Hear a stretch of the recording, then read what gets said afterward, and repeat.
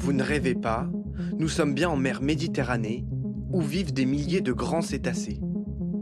Du printemps à l'automne, curieux et passionnés viennent les observer. On est parti pour 3 heures, 3h30 ensemble, pour aller voir ce qui se passe au large de Sanary.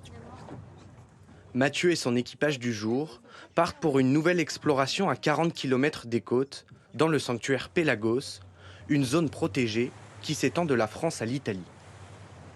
Sur cette paroi-là, on va être susceptible de voir donc 2 espèces qu'on voit régulièrement, donc le cachalot et le dauphin bleu et blanc, qui est ici. Le Zodiac va parcourir 3 zones, le plateau continental, le talus et la plaine abyssale, où les profondeurs peuvent atteindre 4000 mètres. Cap vers le large, et au bout de quelques minutes de navigation,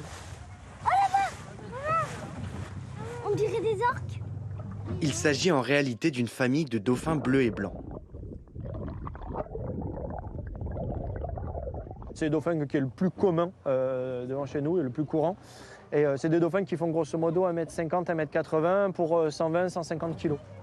Quelques mètres plus loin, un spectacle plus rare, un banc de thon en pleine chasse. J'aime beaucoup le milieu marin, donc c'est vrai que c'est toujours agréable de voir ces animaux dans leur état sauvage, milieu sauvage. On se baigne tout le temps ici et on n'imaginait pas qu'aussi près il y ait tous ces animaux à côté de chez nous. Bon, on n'a pas vu tout ce qu'on aurait voulu voir, mais c'est déjà bien. Puis comme ils sont dans leur habitat naturel, malheureusement, on ne peut pas prévoir ce qu'on va voir ou ce qu'on ne va pas voir. Ils sont discrets, mais la Méditerranée abrite de nombreux autres cétacés. Globicéphales, cachalots ou encore rorquals communs, des colosses pouvant mesurer jusqu'à 20 mètres et peser 70 tonnes. Mathieu, fils et petit-fils de pêcheurs, connaît bien ces animaux.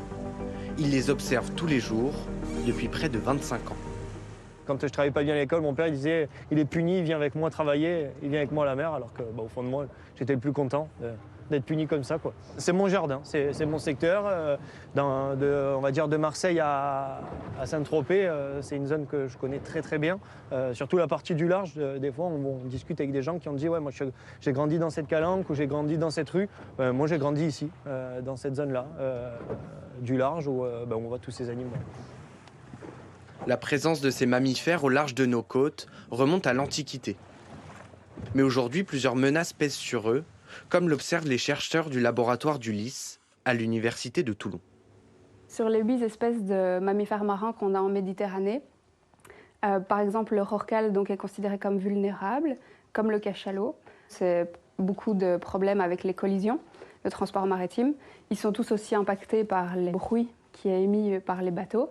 Et puis ensuite, toutes ces espèces-là vont être aussi impactées au niveau des différentes pollutions. Face à ces risques, le nord de la Méditerranée a été déclaré zone maritime particulièrement vulnérable en 2023. Les chercheurs, eux, continuent d'observer les cétacés pour comprendre leur rôle particulier dans l'écosystème et mieux les protéger.